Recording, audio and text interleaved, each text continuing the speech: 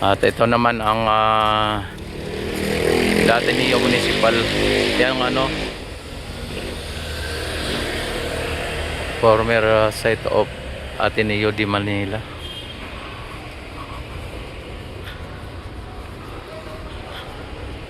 Ayan, at bago na ng mga museo dito mga bayan. At inayos ano.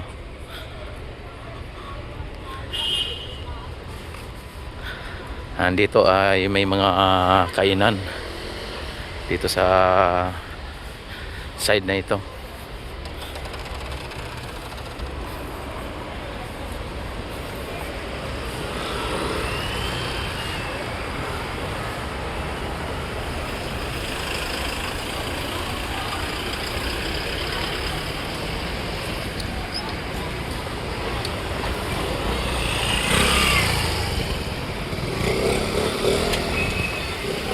A few moments later. Dito na naman tayo sa may Port Santiago mga bayan ano. At dito maraming mga electric doon dito. Yan dito. At ito po ang embassy ng ibang bansa mga bayan no. May embassy dito.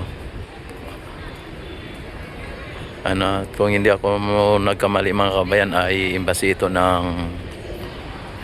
ng Georgia ano.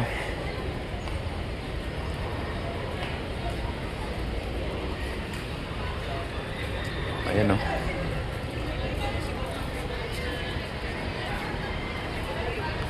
Yan, embassy ng Georgia no. Tapos dito ang Port Santiago mga kabayan.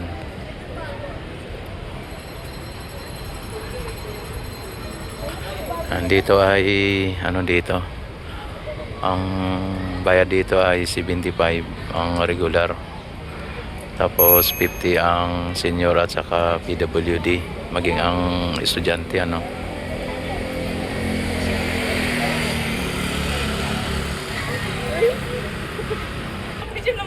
Ito,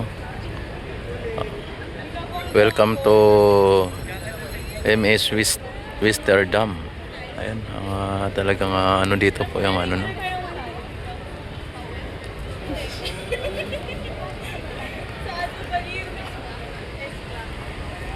Ayan. Tinumba na dito mga bayan yung ano, yung malaking kahoy dito. Tinumba na. Dati ay nakaano dito no. Nakatayo tong malaking akasya na ito. Ngayon ay nakatumba na.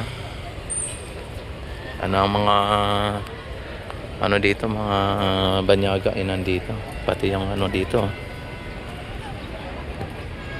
Ikaw nga ang tinatawagan ko din siya. Daming mga kalapati dyan mga bayan no? Sa taas ng puno na to. Grabe yun. Talagang naka ano na tong puno mga bayan.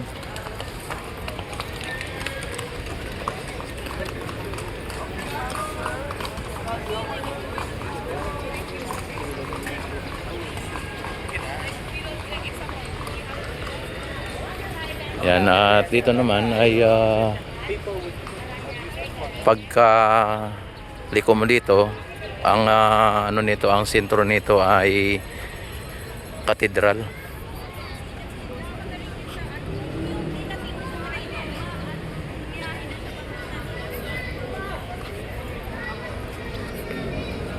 Yan, paglabas mo dito mga bayan, ito ang pinaka exit niya. Tapos pagkalabas mo ay katedral, ayan o.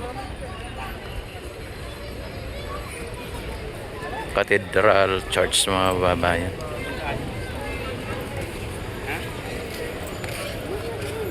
Yan, kapag kayo yung nagpunta dito ay mayroong ano dito, mga parkingan, may parkingan dito. Ayan.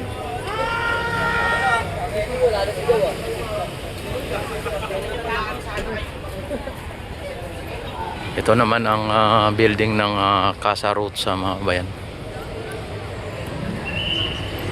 Casa Rutsa.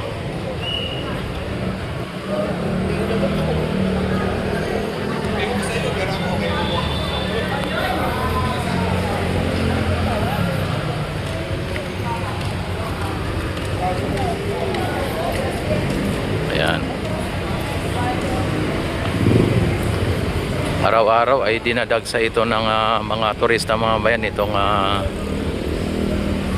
Intramuros.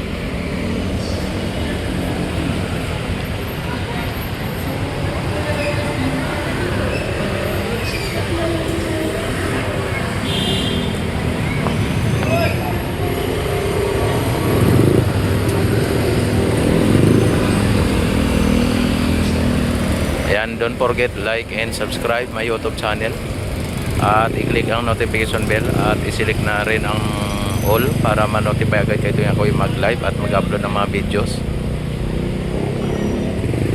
Ayan, maraming salamat sa inyong walang sawang pagsuporta at panonood sa aking YouTube channel.